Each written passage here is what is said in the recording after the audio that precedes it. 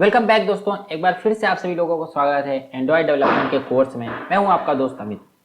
तो दोस्तों, पिछली वीडियो में हमने क्या किया था, हमारा माई एडाप्टर क्लास क्रिएट किया था।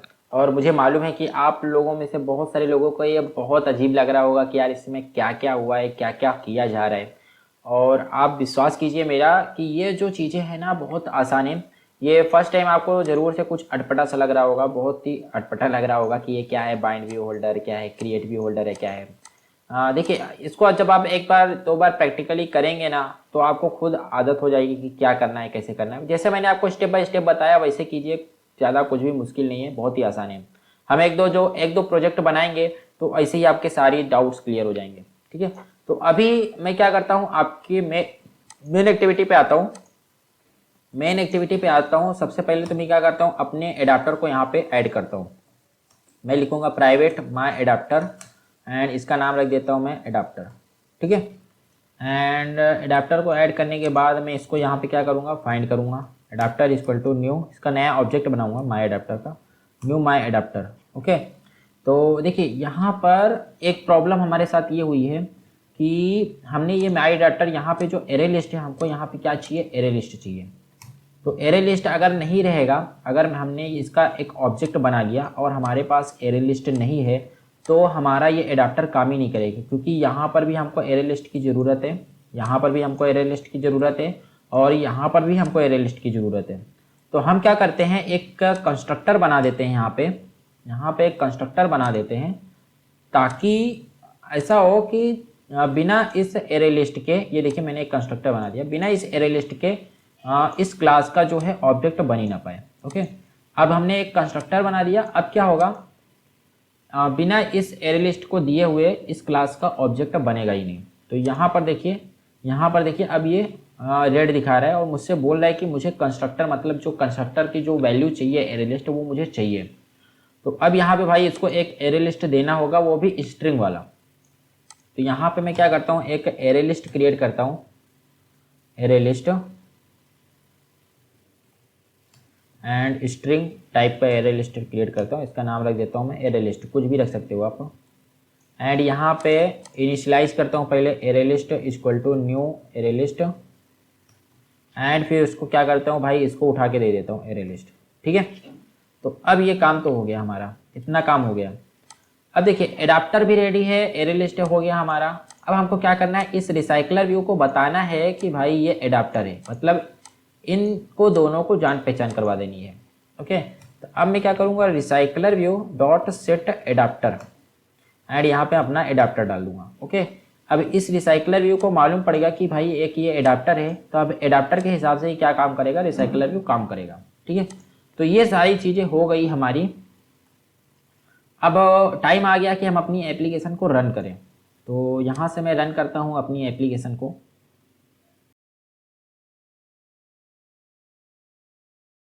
तो दोस्तों ये एप्लीकेशन तो मेरी रन हो गई यार, लेकिन यहाँ पे तो कुछ डेटा हमको शो ही नहीं हो रहा है, कुछ डेटा दिख ही नहीं रहा है।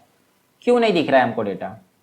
तो चलिए थोड़ा बारीकी से ध्यान देते हैं। यहाँ पर देखिए, मैं माई एडाप्टर में आता हूँ तो यहाँ पे ये क्या बोल रहे हैं, यहाँ से हमने क्या किया, एक हमारा कोड लिया, कहाँ से लिया, एरे लिस्ट से। एरे लिस्ट से हमने क्या किया, कोड्स ले रहा हूँ मैं। ओके, लेकिन यहाँ पर देखिए क्या हमने जो एरे लिस्ट यहाँ पे डाला है, इसमें मैंने कुछ ऐड किया है, कोई भी स्ट्रिंग वैल्यू, कोई भी कोड्स वगैरह ऐड किया है इस पर? नहीं किया है। जब यहाँ पे कुछ किया ही नहीं है, ये खाली है, तो ये यहाँ पर क्या देगा, ये कुछ नहीं देगा, खाली ही देगा। तो जब खाली है सारी चीज़ें, तो ये हमारा इधर भी खाली ही दिख रहा है, एम्प्टी। ओके, तो हम क्या करेंगे, इस एरे लिस्ट में हम क्या करेंगे, ऐड करेंगे। क्या ऐड करेंगे, ये हमारे कोड्स को। ठीक है, इस कोड्स को ऐड करेंगे। तो यहाँ से मैं क्या करता हूँ, लिखूँगा एरे लिस्ट डॉट ऐड यहाँ पे कोड 1 ऐड कर देता हूँ, एंड फिर एरे लिस्ट डॉट ऐड, तो यहाँ पे कोड 2 ऐड कर देता हूँ। तो ये हमने क्या किया, एरे लिस्ट पे अपना कोड्स ऐड कर दिया। ठीक है, अब चलिए ऐड हमने कर दिया, अब इसको मैं क्या करता हूँ, फिर से रन करता हूँ। ठीक है, अब मेरे हिसाब से हमको हमारी शायरी दिखनी चाहिए, शायरी नहीं, कोड्स, हमको हमारी कोड्स दिखनी चाहिए एप्लीकेशन में। तो यहाँ से मैं इसको रन करता हूँ और ये रन हो गया, लेकिन अभी भी यार दिख ही नहीं रहा है, कुछ भी नहीं दिख रहा है। तो अब क्यों नहीं दिख रहा है? अब तो हमने यार एरे लिस्ट पे कोड्स भी ऐड कर दिए, सारी चीज़ें कर दी, अब क्यों नहीं दिख रहा है? तो देखिए हमने यहाँ पर कोड्स ऐड तो किया है, लेकिन उसके बाद एक लाइन का कोड बाकी है। ओके, यहाँ पे ऐड करने के बाद हमको अपने एडाप्टर को बताना पड़ता है कि भाई जो आपने एरे लिस्ट दिया था, देखिए इसने पहले जो एरे लिस्ट दिया था वो तो खाली था। ओके, खाली था। हमने क्या किया, बाद में एरे लिस्ट में कुछ वैल्यू को ऐड किया है। अब हमको क्या करना है, सिंपली एडाप्टर को बताना है कि भाई कुछ वैल्यू ऐड हो चुकी है। ओके, कुछ वैल्यू ऐड हो चुकी है, तो सिंपली हमको क्या करना है, एक लाइन का कोड लिखना है, adapter dot notify data set change. Okay, सिर्फ एक ये सिंपल सी एक लाइन का कोड लिखना है बस। और मैं आपको हकीकत बताऊं, इस एक लाइन के कोड के लिए मैं कम से कम 2 से 3 दिन परेशान था। जब मैं सीख रहा था, रिसाइकलर व्यू के बारे में जान रहा था, तो मैं कम से कम 2-3 दिन परेशान था और मुझे मालूम नहीं पड़ रहा था क्यों नहीं दिख रहा है, क्यों नहीं दिख रहा है, क्यों नहीं दिख रहा है, इस एक लाइन के कोड की वजह से। और जो कि मैं आपको अभी तुरंत बता दे रहा हूँ, तो समझ लो कि आपका कितना टाइम, कितना सारा रिसर्च बच रहा है। ठीक है, तो ये adapter dot notify data set change अब रन करते हैं। अब मेरे हिसाब से अब आपको ज़रूर से आपके कोड्स दिखेंगे आपकी एप्लीकेशन में। तो अभी भी नहीं दिखा है दोस्तों, अभी क्यों नहीं दिखा है, चलिए वो ध्यान दे देते हैं। तो अभी इसलिए नहीं दिखा है क्योंकि हमने ये जो हमारा रिसाइकलर व्यू है, इस पर कोई लेआउट सेट नहीं किया है। ओके, लेआउट नहीं सेट किया है, तो चलिए हम यहाँ पे एक लेआउट सेट करते हैं। यहाँ पे recycler view dot set layout manager, यहाँ पर हम क्या करेंगे, new linear layout manager and dot this.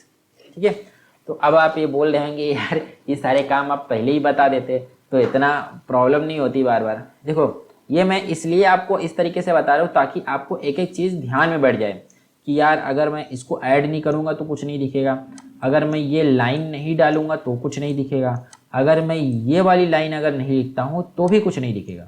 Okay, तो यहाँ पे हमने क्या किया, अपने रिसाइकलर व्यू पे एक लेआउट मैनेजर लगा दिया, लीनियर लेआउट मैनेजर, जिससे कि सारी चीज़ें वर्टिकल फॉर्म में हमको दिखेंगी। ठीक है, अब भाई फाइनली रन करने वाला हूँ। अब मेरे हिसाब से तो आपको दिखना ही चाहिए। ओके, तो ओके, तो फाइनली फाइनली फाइनली हमारे पास आ गया है। और ये देखिए, ओए ये इतना लंबा कैसे हो गया, ये यहाँ से यहाँ तक है, फिर ये ऐसे इतना लंबा कैसे हो रहा है, ये कैसे हो रहा है, इस तरीके से तो हमको नहीं चाहिए था, हमको तो यार एक इसके नीचे ही तुरंत आना चाहिए, इतना लंबा कैसे हो जा रहा है। तो ये लंबा इसलिए हो रहा है क्योंकि यहाँ पर देखिए मैंने आपको बताया था ना कि यहाँ पे मैंने एक मिस्टेक करके रखी है, उस मिस्टेक की वजह से ऐसा हो रहा है। तो यहाँ पे देखिए मैंने हाइट जो रखा है मैच पेरेंट रखा है। मैच पेरेंट का मतलब क्या, नहीं ये जो एक आइटम है ये पूरी हाइट लेके रखेगा, यहाँ से लेके यहाँ तक की, तो अगला जो आइटम ऐड होगा इसके नीचे ही ऐड होगा। ये यहाँ से देखिए, यहाँ से यहाँ तक की पूरी हाइट लेके रखा है, अब अगला जो आइटम होगा इसके नीचे है। तो हम क्या करेंगे, सिंपली इसकी हाइट को जो है ना मैच पेरेंट की जगह रैप कंटेंट कर देंगे, बस इतना सा काम करेंगे। और इसको मैं यहाँ से क्लोज करता हूँ, फिर से रन करता हूँ। अब मेरे हिसाब से ये काफ़ी अच्छा दिखना चाहिए।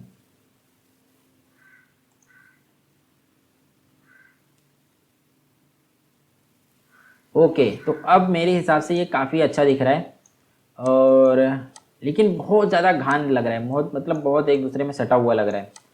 तो इसके लिए हम क्या कर सकते हैं, एक छोटा सा काम कर सकते हैं, इसको मैं यहाँ पे पैडिंग दे देता हूँ, पैडिंग 10 dp की पैडिंग दे देता हूँ। हाँ ओके, अब इससे क्या होगा, ये थोड़ा सा ना एक दूसरे से दूर हो जाएगा, राइट। एंड उसके बाद एक काम और कर सकते हैं, यहाँ पर अगर हमें बारीक सी लाइन शो करें ताकि हमको मालूम पड़े कि ये यहाँ से डिवाइड है। ओके, तो यहाँ पे हम क्या कर सकते हैं, एक बारीक सी लाइन शो कर सकते हैं। तो वो लाइन कैसे शो करेंगे, यहाँ पर देखिए रिसाइकलर व्यू में ही एक चीज़ रहती है, recycler view dot add item decoration. ठीक है, यहाँ पे हम लिखेंगे new divider item decoration, and यहाँ पर हमको कॉन्टेक्स्ट देना रहता है, तो यहाँ पे लिखूंगा गेट एप्लीकेशन कॉन्टेक्स्ट, एंड यहाँ पे उसके बाद ओरिएंटेशन बताना रहेगा कि वर्टिकल रहेगा या फिर हॉरिजॉन्टल लाइन रहेगी। तो यहाँ पे वर्टिकल लाइन आपको डालनी है, तो यहाँ पे लिखेंगे VER ऐसे लिखूंगा। तो यहाँ पे देखिए सजेस्ट करा है divider item decoration dot vertical. Okay, तो सिंपल इतना सा काम करना है, एंड उसके बाद मैं क्या करता हूँ, इसको फिर से क्लोज करता हूँ एंड फिर से इसको रन करता हूँ।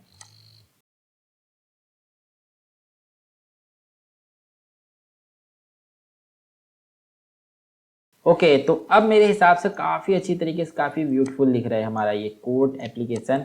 बहुत अच्छा लग रहा है यार, बहुत अच्छा लग रहा है। ओके, तो बहुत अच्छी एप्लीकेशन बनाई है हमने। तो यहाँ से इसको शेयर भी होगा, कॉपी होगा, लेकिन ये क्लिक करने पे कुछ नहीं हो रहा है क्योंकि हमने इस पर कोई भी फंक्शन लगाया ही नहीं है कि क्या होना चाहिए क्या नहीं होना चाहिए। ओके, तो चलिए हम शेयर एंड कॉपी का भी फीचर ऐड करेंगे ओके अगली वीडियो में। फिलहाल के लिए इस वीडियो में इतना ही रहने देते हैं, काफ़ी लंबी वीडियो हो गई है। ठीक है, चलिए फिर मिलते हैं अगली वीडियो में।